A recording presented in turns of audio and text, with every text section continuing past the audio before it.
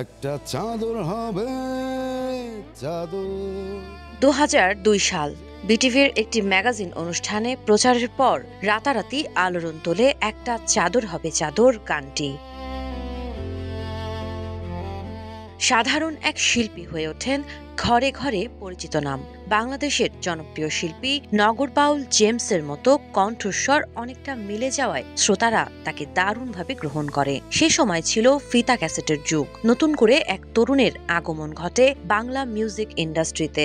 মাথায় কোকড়া চুল ও জেমসের মতো গানের ধাঁচে কিছুটা মিল থাকায় বিভিন্ন জায়গায় স্টেজ শো করতে থাকেন, পরিচিতি বাড়তে থাকে। পারফেক্ট ব্লেন্ডের ফ্রেশ মশলা, ভালোবাসার স্বাদ অটুট থাক। বাংলা গানের জগতে ধস নামলে ধীরে ধীরে কমে যায় তার উপস্থিতি। বাংলা গানের জগৎ আজ আরো নিস্তব্ধ। একটা চাদর হবে চাদর, সেই অমর সুরের শিল্পী জেমস সুমন আর নেই। শুক্রবার 28 নভেম্বর বিকেল 3:30টার দিকে জাতীয় হৃদরোগ ইনস্টিটিউট ও হাসপাতালে শেষ নিঃশ্বাস ত্যাগ করেন তিনি। এই খবরটি নিশ্চিত করেন সঙ্গীত পরিচালক ঈশা খান।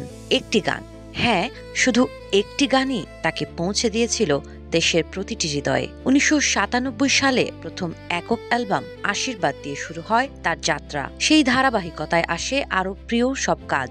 আকাশ কেঁদেছে, অতিথি, আশাবাদী, একটা চাদর হবে, আয় তোরা আয়, চেরি ইত্যাদি। একটার পর একটা গান, আর মানুষ তাকে মনে রেখেছে ঠিক তেমনই। তারপরেও গেয়েছেন, দিয়েছেন সুর, কিন্তু সময়ের সঙ্গে তার পদচারণা হয়ে ওঠে কম। 2008 সালে আসে তার শেষ অ্যালবাম মন চলো রূপের নগরে। তারপর নিঃশব্দ দীর্ঘ বিরতি, 16 বছর। কিন্তু সঙ্গীত কি কখনো থেমে থাকে? 2024 সালে আশ্চর্য এক প্রত্যাবর্তন। প্রকাশিত হয় তার নতুন গান আসমান জমিন।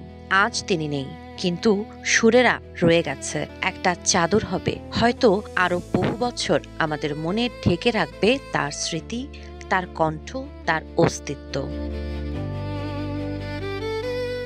সাবা খান, নাগরিক প্রতিদিন।